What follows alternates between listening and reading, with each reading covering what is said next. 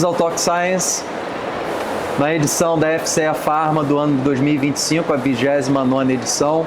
Prazer, meu nome é Fábio Bussinger, sou o CEO do Instituto Pharma de Governança Operacional.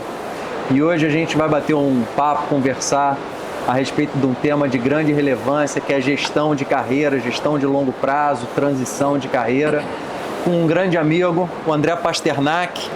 Tem décadas de experiência no setor farmacêutico, mas eu vou deixá-lo se apresentar para vocês e espero que seja um bate-papo de grande valia e grande utilidade para todos que estão escutando e nos assistindo. André, muito obrigado por ter aceito esse convite para bater esse papo aqui com a gente. Pedir para você se apresentar aí para as pessoas que estão nos assistindo. Maravilha, eu quem agradeço imensamente, Fábio, é um prazer e um privilégio estar aqui com vocês, poder participar desse encontro e poder impactar positivamente quem for estar ouvindo a nossa discussão. Falando rapidamente da minha experiência, eu sou André Pasternak, tenho 28 anos de atuação no mercado de busca e seleção de executivos, né? O termo popularmente conhecido como headhunting.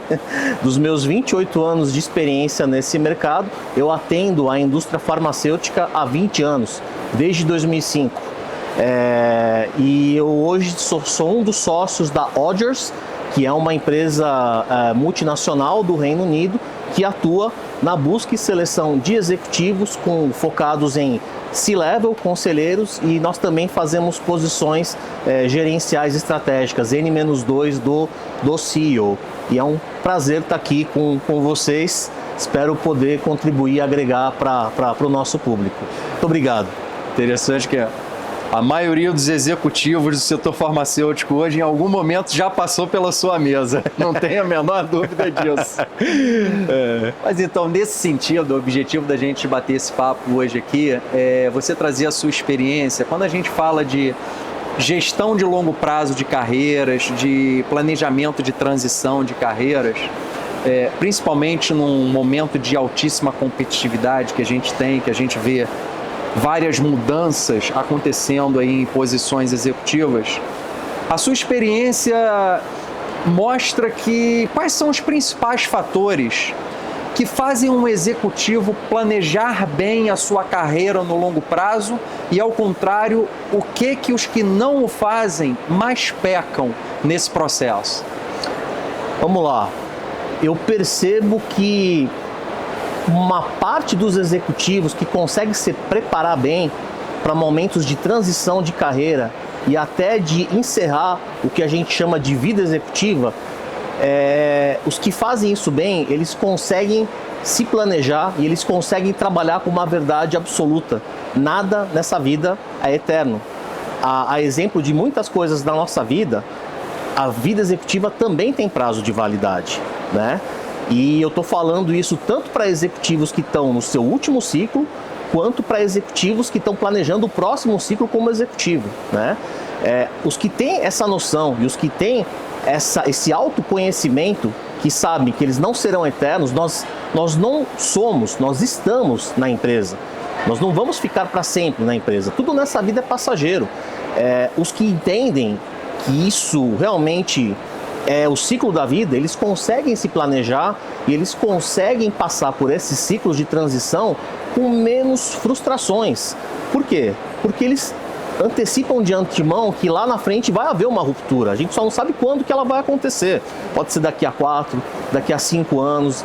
Tudo é muito efêmero na vida. Muitas vezes você está muito feliz, está produzindo, está se sentindo super realizado, mas acontece algum movimento de xadrez na companhia que causa uma mudança e de repente a sua motivação que estava lá em cima pode ir lá para baixo. E isso acontece com muita frequência. Então a gente tem que se preparar para esses momentos e não deixar com que esses momentos nos impactem negativamente. Tem executivos que se preparam muito bem para isso. Os que não se preparam para esse momento normalmente estão muito atrelados a status, ego, vaidade, achando que aquela posição que ele chegou, vai durar o máximo de tempo possível. E ele acaba se fechando, e ele acaba não entendendo que, a exemplo de todo ser humano, a posição dele vai ter começo, meio e fim. Os que não entendem isso não se planejam para essa etapa de transição e acabam metendo os pés pelas mãos no sentido de E agora, o que eu vou fazer? Eu não me planejei. Eu não imaginei que esse momento fosse chegar. Chegou. E agora, o que eu faço? Alguns se deparam com esse momento, podem até entrar em depressão, podem entrar em grandes conflitos existenciais. Eu já vi casos de executivos que passaram por essas transições e ficaram até com vergonha de dividir com a própria família, que tinham sido desligados, que é tão comum hoje em dia. Sem dúvida.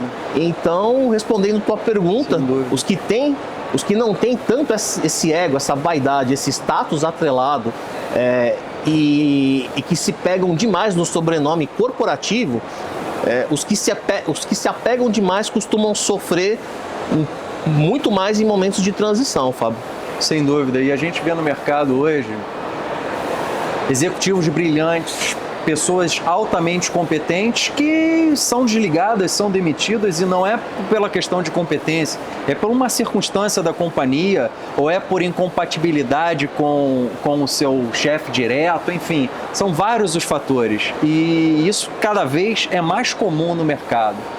E quando a gente fala de gestão de networking, todo mundo hoje em dia fala da importância do networking, mas isso não é fácil se gerenciar de forma adequada. Quando a gente fala nesse processo de networking, quais os principais acertos e quais os principais erros que você observa dos executivos nessa questão de como que eles gerenciam e lidam com o networking ao longo do tempo?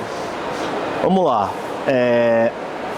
O principal erro que eu acho que os executivos cometem na hora de estruturar e montar o networking é de você só acessar essas pessoas que você vai construindo as relações quando você precisa, em situações pontuais.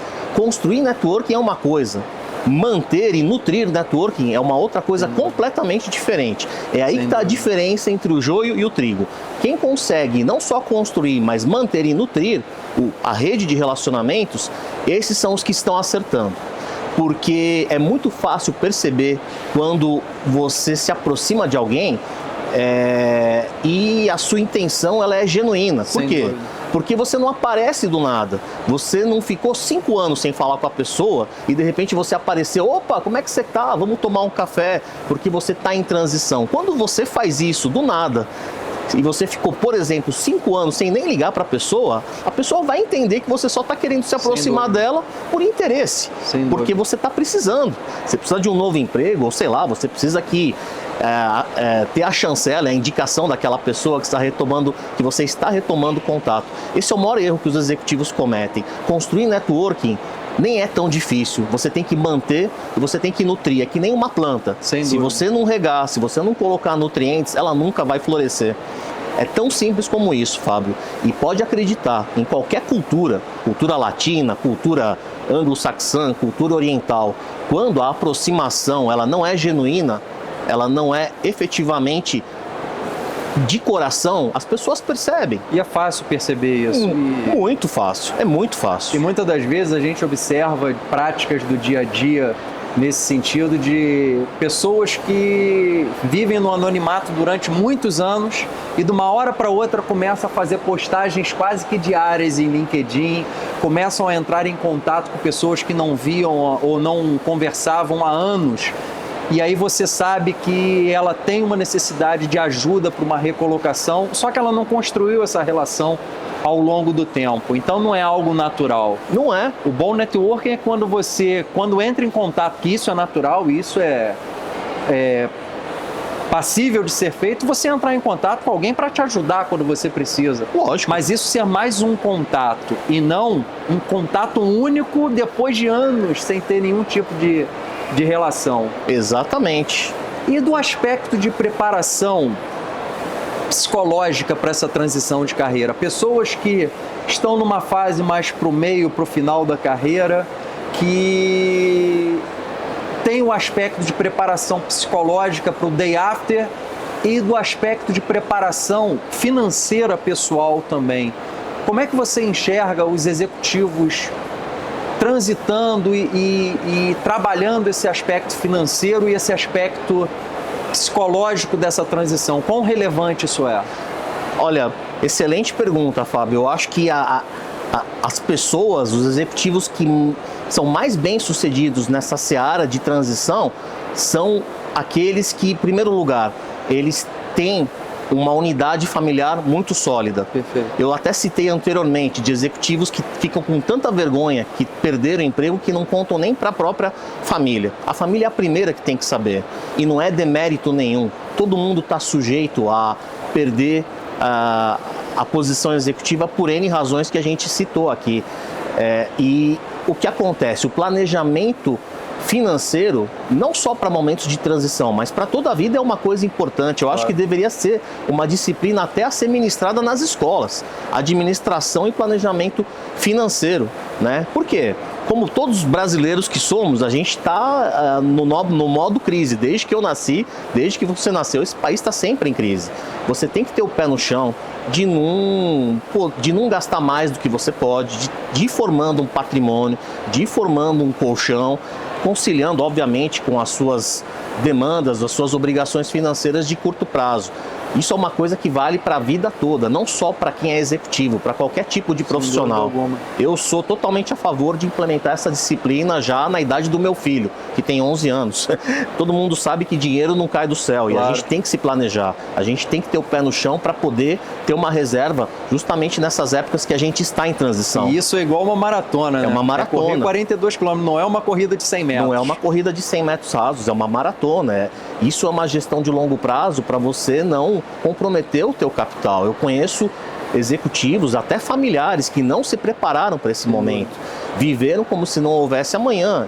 E agora, numa fase mais para o final da vida executiva, estão tendo dificuldade, estão tendo que pedir ajuda, estão tendo muitas complicações de conseguir equilibrar as contas. Esse é o primeiro ponto. Isso vale para qualquer aspecto, em qualquer fase da sua vida. Com relação ao planejamento de carreira, quando chegar o momento de você estar terminando a sua vida executiva, e assim, falando com toda a transparência, existe a questão do etarismo no mercado de trabalho? Existe, né? Eu costumo dizer que não existe um número fixo, mas um número, entre aspas, simbólico, seria o dos 65 anos. Tem muita empresa que está até no estatuto da empresa. 65 anos é a idade de aposentadoria compulsória. Ele tendo a ciência que isso vai acontecer, ele tem que começar a se planejar 10 a 15 anos antes dele completar seus 60 e poucos, 65 anos. E aí ele tem que começar a se informar, ele tem que começar a formar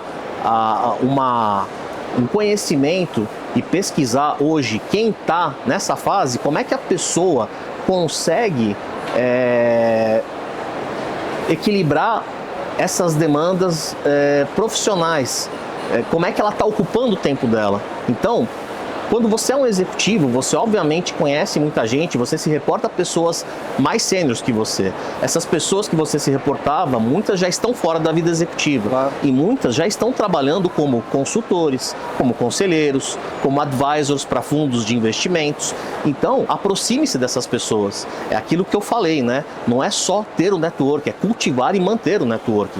Aproxime-se dessas pessoas para entender, poxa, desde que você se aposentou da empresa, o que você tem feito? Como é que você começou a desbravar esse mercado de consultoria, de prestação de serviços, de ter uma agenda mais flexível, trabalhar 2, 3 projetos que te ocupem 2, 3 dias da semana, e até para você poder aproveitar a tua agenda de vida pessoal para fazer coisas que você, quando era executivo, não tinha tempo de fazer, né? Um hobby, um esporte que você nunca teve tempo de se dedicar, algum trabalho voluntário que você sempre teve vontade de fazer e nunca fez. Eu acho que a gente tem a obrigação, como cidadãos, de devolver para a sociedade tudo que nós fomos afortunados a receber. Eu sou muito adepto desse tipo de filosofia, né? E tem alguns dilemas também que são colocados quando você está no final da tua vida executiva. Hoje em dia está meio que em moda, né? Muitas pessoas falam em querer ser conselheiro. Virou meio que uma febre, né? O que tem de curso, de venda de curso para formação de conselheiro consultivo, formação de conselheiro de administração, então isso meio que banalizou. Só que o que acontece? Mesmo você tendo sido um executivo super experiente, tendo ocupado posições de alta liderança, tendo internacionalizado a carreira, você não é da noite para o dia que você vai entender se você tem perfil para ser conselheiro. Claro. Eu conheço executivos super experientes que não conseguem não tem o perfil. Porque o que acontece? Para você ser conselheiro de uma empresa, em primeiro lugar, quando você está numa reunião de conselho e tem algum membro do comitê executivo apresentando um projeto, se você chega e interrompe a pessoa, pode parar, para tudo. Está tudo errado, não é nada disso. Amanhã me liga, vamos fazer uma reunião, eu, teu chefe. Se o conselheiro faz isso, ele não pode ser conselheiro. Sem dúvida. Ele tem que ser consultor. O conselheiro, ele tem que colocar um olhar mais holístico, mais macro. E aí o comitê executivo apresenta o plano para ele e ele, como conselheiro, ele dá o norte. Sem dúvida. Mas ele não pode chegar e querer fazer o trabalho que o executivo tem que fazer. Isso é um vício. É um vício. Isso é um vício que as pessoas criam esse vício ao longo de 30, 40 anos de carreira executiva. Exato. E é difícil fazer essa transição. É muito difícil, Fábio, porque é um vício. A gente está acostumado a resolver problema 24/7. Quando a gente vai para o conselho, a gente quer imprimir a mesma dinâmica e não funciona. Sem dúvida. Eu conheço pessoas que demoraram um ano para tentar virar essa chave, conseguiram. E eu conheço pessoas que podem tentar várias vezes e não conseguem. Os que não conseguem, eles não podem ser conselheiros. Eles precisam ser consultores. Eles precisam ser consultores e trabalhar em projetos interinos, que vai ter um começo, meio e fim. Vou ficar dedicado àquela empresa para ajudar a resolver o problema dela, 3 a 6 meses. Alguém da empresa vai grudar em mim para eu ajudar a preparar essa pessoa. Quando terminar o meu projeto, essa pessoa está capacitada para dar continuidade. Isso é consultor, é muito diferente de conselheiro. E tudo que a gente está conversando aqui parece ser muito óbvio, né? Mas a experiência me diz, conversando com meus colegas executivos ao longo dos anos, que pouca gente consegue colocar realmente em prática tudo isso que a gente conversou. É muito difícil da pessoa conseguir se planejar do aspecto psicológico, do aspecto financeiro, de planejar o day after. Quando você acordar e olha, não tenho mais a rotina de ir para o trabalho, o que eu vou fazer, como é que eu vou utilizar o meu tempo, como é que eu vou continuar agregando valor para a sociedade e me sentir útil. Enfim, queria te agradecer muito pelos insights, por esse bate-papo, trazer aqui a sua experiência e tenho certeza que foi muito útil para todo mundo que está nos escutando e nos assistindo nesse bate-papo. Muito obrigado aí pelo seu tempo e a sua experiência. Imagina, Fábio, eu quem agradeço, é um imenso prazer estar aqui, poder colaborar, poder contribuir e agregar valor aí para os nossos ouvintes. É um prazer estar aqui. Obrigado você de coração pelo convite, meu amigo. Obrigado. Obrigado a você que nos assistiu e nos escutou. Até a próxima. Até.